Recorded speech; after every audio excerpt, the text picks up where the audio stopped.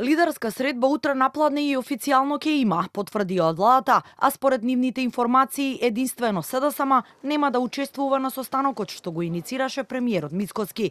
Во очи на незиното одржување, од опозицијските партии досега единствено Левица прифати да седне на маса. СДСМ категорично се против, додека ДУИ тактизира до последно и конечната одлука ќе ја носи на состанок на Генералниот совет вечерва во Тетова.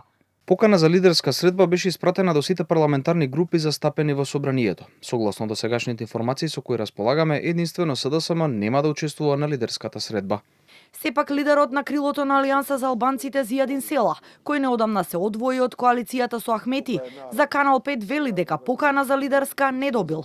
Од коалицијските партнери во владата, на средбата се очекуваат председателот на ЗНАМ Максим Димитриевски, а од албанскиот партнер Вреди потврдено е присуството на градоначалникот на Тетово Билјалка Сами и координаторот на пратеничката група Беким Ќоку.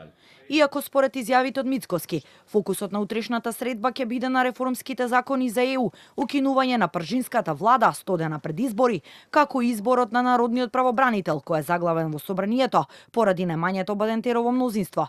Сепак секоја од партиите најавува дека ќе оди со своји приоритети. Левица прифаќа укинување на техничката влада, но бара на средбата да се отвори прашањето за воведување на една изборна единица. Од ДУИ пак не се откажуваат од барањето за предвремени парламентарни избори во мај или октомври, и тоа според најавите ќе биде главниот адут на Ахмети доколку одлучи да оди на лидерската средба. За дел од аналитичарите, лидерите треба меѓусебно да разговараат за суштински теми, но лидерските не треба да се користат како алиби за одредени политики.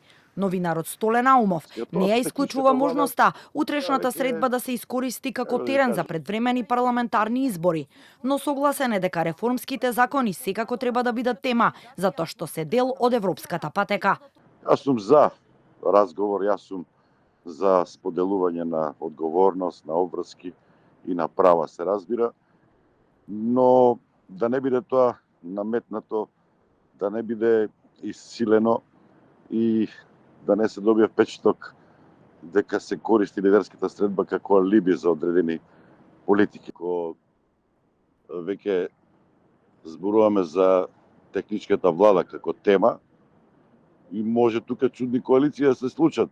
Вонредни избори, ДУИ и ВМРО-ДПМН да сакат, иако цело време во мал милион изјави премиерот и лидер на ВМРО-ДПМН Мицкоски негираше дека постои расположение и желба кај него и кај неговата партија. Тоа со техничката влада, тоа веќе, како да ви кажам, веќе станува толку тривијално, толку прозирно, зависи од која страна ја гледат. Порано и СДСМ беше за укинување, и сите беа за укинување на техничката влада, но зависи дали си опозиција или дали си позиција. Кога си на власт не ти одговара техничка влада, кога си во опозиција ти одговара техничка влада.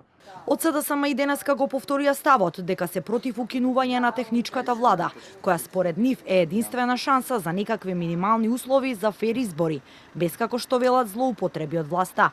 Филипче минатата недела експресно ја одби понудата од Мицкоски за средба, бидејќи како што рече, со криминалци не се разговара.